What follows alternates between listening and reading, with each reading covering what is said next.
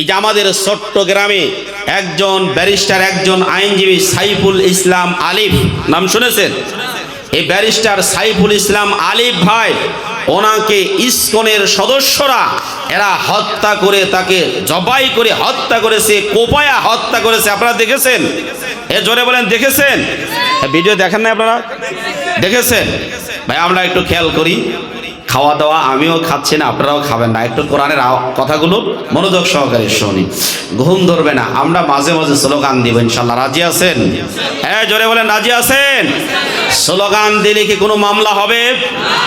আমরা গত 15 বছর পর্যন্ত নারায়ে তাকবীরের ধ্বনি স্লোগান দিতে পারি নাই। নারায়ে তাকবীরের ধ্বনিতে স্লোগান দিলেই স্বৈর শাসক জালিমরা এক কার্টুন পুলিশ আমাদের পিছনে লেলিয়ে দিয়েছে, আমাদেরকে ধরে জেলখানার মধ্যে রেখে দিয়েছে। তারপরে আমরা নারায়ে তাকবীরের ধ্বনিতে স্লোগানে আকাশ বাতাস মুখরিত করেছি। আমাদের উপর জুলুম নির্যাতন যতই চালানো হোক না কেন, স্লোগানে আল্লাহর নামের স্লোগান আমরা দিতেই থাকবো যতক্ষণ পর্যন্ত আমাদের জীবন থাকবে।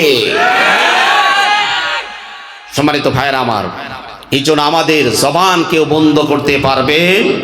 আরো জলে বলেন, পারবে? আমি যেটা বলতেছিলাম প্রিয় ভাইরা আমার, এই বাংলাদেশে মাত্র 7 থেকে 8% হিন্দু আর বাকি 90% রয়েছে মুসলমান। এই 90% অধ্যুষিত মুসলমানের দেশে ইসকনের সদস্যরা একজন মুসলমানকে হত্যা করেছে, জবাই করে হত্যা করেছে।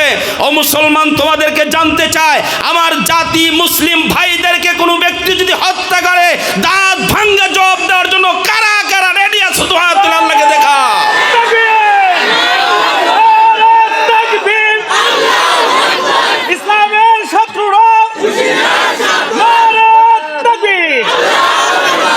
আমার প্রিয় ভাইয়েরা, কত বড় সাহস!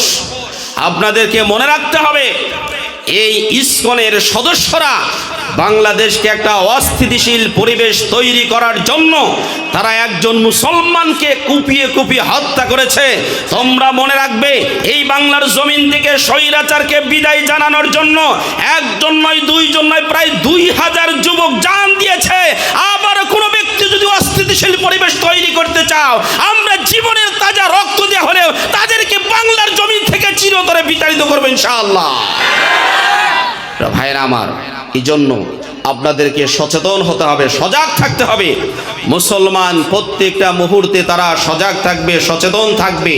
কোন শত্রু যদি শত্রুতা করে, আমরা তাদের শত্রুতার জবাব দেওয়ার জন্য রেডি আছি তো ইনশাআল্লাহ?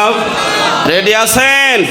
কোনো ব্যক্তি যেন আমাদের উপরে আক্রমণ করতে না পারে, কারণ মুসলমানরা নারায়ে তাকবীরের ধ্বনি দিয়ে যখন সামনের দিকে আগাইতে থাকবে, ইহুদি এবং খ্রিস্টানেরা, মুনাফিকের বাচ্চারা নারায়ে তাকবীরের ধ্বনিতে তাদের অন্তরগুলো প্রকম্পিত হয়ে তারা এই জমিন ছাড়তে বাধ্য হবে। চিল্লা বলেন ঠিক কিনা?